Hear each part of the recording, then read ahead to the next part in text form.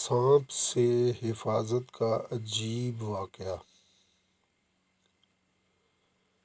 حضرت سلمان رضی اللہ تعالی عنہ فرماتے ہیں کہ ہم لوگ حضور صلی اللہ علیہ وسلم کے ارد گرد بیٹھے ہوئے تھے کہ اتنے میں حضرت ایمن رضی اللہ تعالی عنہا آئیں اور انہوں نے کہا، یا رسول اللہ، حسن اور حسین رضی اللہ تعالی عنہما گم ہو گئے ہیں۔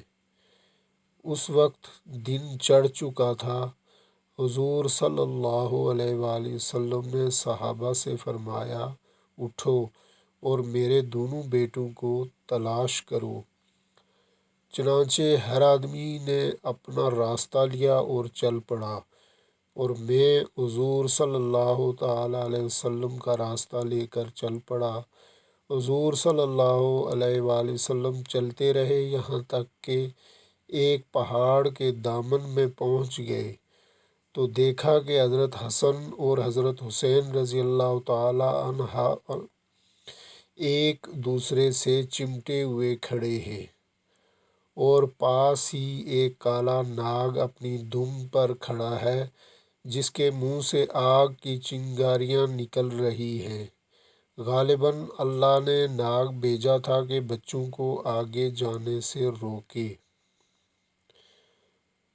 حضور صلی اللہ علیہ وآلہ وسلم جلدی سے ناگ کی طرف بڑھے اور اس ناگ نے حضور صلی اللہ علیہ وآلہ وسلم کو مڑ کر دیکھا اور چل پڑا اور ایک سوراخ میں داخل ہو گیا۔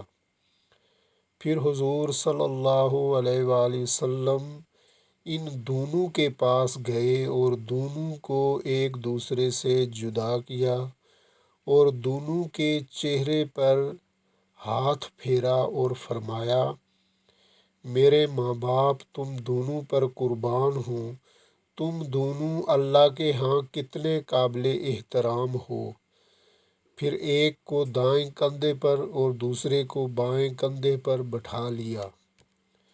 میں نے کہا، تم دونوں کو خوشخبری ہو کہ تمہاری سواری بہت ہی عمدہ ہے۔